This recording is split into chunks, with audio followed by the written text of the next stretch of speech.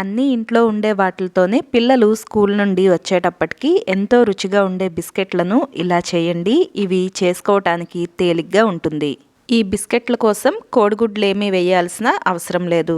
Welcome to వంటలమ్మి. నేను మోనిక. మీరు గనక ఈ ఛానల్ను మొదటిసారిగా చూస్తున్నట్లయితే తప్పకుండా సబ్స్క్రైబ్ చేసుకోండి. ముందుగా మిక్సీ జార్లోకి అరకప్పు బొంబాయి రవ్వ, అరకప్పు పంచదార, 2 యాలకులను వేసుకుని ఈ మొత్తాన్ని కలిపి మిక్సీ పట్టుకుని తీసుకోండి. పంచదార వచ్చేసి మీ రుచికి తగినట్లుగా తగ్గించి లేదా పెంచి వేసుకోవచ్చు. ఏదైనా వెడల్పుగా ఉండే గిన్నెలోకి ఈ మిక్సీ పట్టుకున్న పొడిని వేసుకోండి. దీనిలోకి 1 కప్పు గోధుమ పిండి, 2 స్పూన్లు నెయ్యి వేసుకోండి. తర్వాత ఈ మొత్తం కలిసేలాగా కలుపుకోవాలి.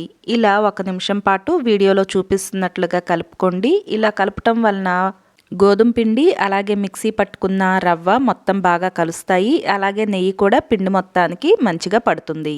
ఇలా కలుపుకున్న తర్వాత దీనిలోకి 1 పావు కప్పు కాచిన పాలను వేసుకోండి.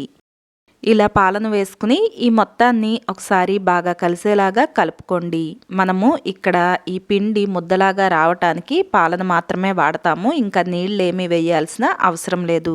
వేసుకున్న పావు కప్పు పాలతోనే మనకు ఇది మంచిగా ముద్దలాగా వచ్చేస్తుంది. అవసరమైతే 1-2 స్పూన్ల పాలను వేసుకోండి.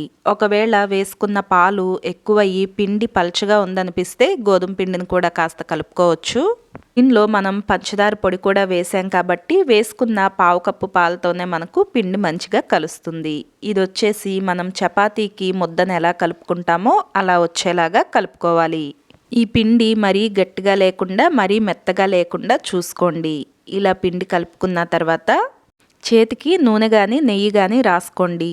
ఈ ముద్దలో నుండి కొద్దిగా తీసుకుని దీన్ని ఇలా ఉండలాగా చుట్టుకోండి. ఇది వచ్చేసి మరీ పెద్దగా కాకుండా ఉసిరికాయ లేదంటే చిన్న నిమ్మకాయ అంత పరిమాణంలోకి తీసుకోండి.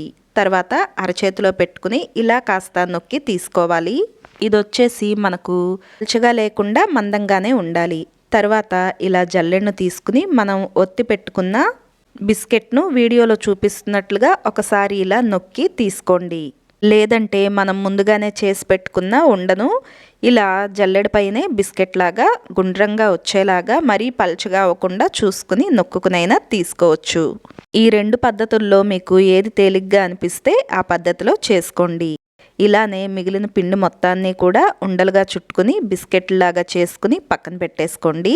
ఈ బిస్కెట్లకు వచ్చేసి జల్లెడ పైన ఒకవైపు మాత్రమే నొక్కి తీసుకోవాలి. ఇలా 2 వైపులా జల్లెడ పైన నొక్కి తీసుకుంటే మనం బిస్కెట్ చేసేటప్పుడు కానీ లేదంటే నూనెలో కాల్చుకునేటప్పుడు కానివ్వండి బిస్కెట్లు విరిగిపోవటానికి అవకాశం ఉంటుంది. ఇలా బిస్కెట్లన్నీ సిద్ధం చేసుకున్న తర్వాత స్టవ్ పైన ఇవి వేయించుకోవటానికి నూనె పెట్టుకుని కాస్త వేడెక్కిన తర్వాత మనం చేసి పెట్టుకున్న బిస్కెట్లను ఈ నూనెలోకి వేసుకోవాలి.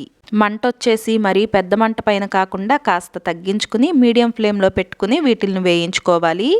వేసుకున్న బిస్కెట్లు కొద్దిగా రంగు మారేంత వరకు కదపకూడదు. ఇలా కొద్దిగా రంగు మారటం మొదలైనప్పుడు 2 వైపులకు బిస్కెట్లను తిరిగేసుకుంటూ మంచి ఎర్రటి రంగు వచ్చేంత వరకు కాల్చి తీసుకోవాలి. నూనెలో ఉన్నప్పుడు బిస్కెట్లు రంగు మారినా కూడా మెత్తగానే అనిపిస్తాయి. చల్లారే కొద్దీ ఈ బిస్కెట్లు గట్టిపడతాయి. ఇలా రంగు మారినప్పుడు నూనెలో నుండి తీసేయండి. ఇవి నూనె కూడా ఏమీ పీల్చవు. ఇలాగే మనం ముందుగానే చేసి పెట్టుకున్న బిస్కెట్లు మొత్తాన్ని కూడా నూనెలో వేసుకుని మంచి రంగు వచ్చేంత వరకు వేయించుకుని తీసుకోండి. అంతేనండి. ఎక్కువ పదార్థాలతో పని లేకుండా కోడిగుడ్లు అస్సలు వాడకుండా ఎంతో రుచిగా ఉండే బిస్కెట్లు మనకు తయారైపోతాయి. పిల్లల నుండి పెద్దవాళ్ళ వరకు అందరూ ఈ బిస్కెట్లను చాలా ఇష్టంగా తింటారు. మరి ఈ బిస్కెట్ల తయారీ విధానం మీకు నచ్చిందా? అయితే వీడియోని లైక్ చేయండి, షేర్ చేయండి. మీకు ఎలా అనిపించిందో కమెంట్ చేయండి. Thank you for watching.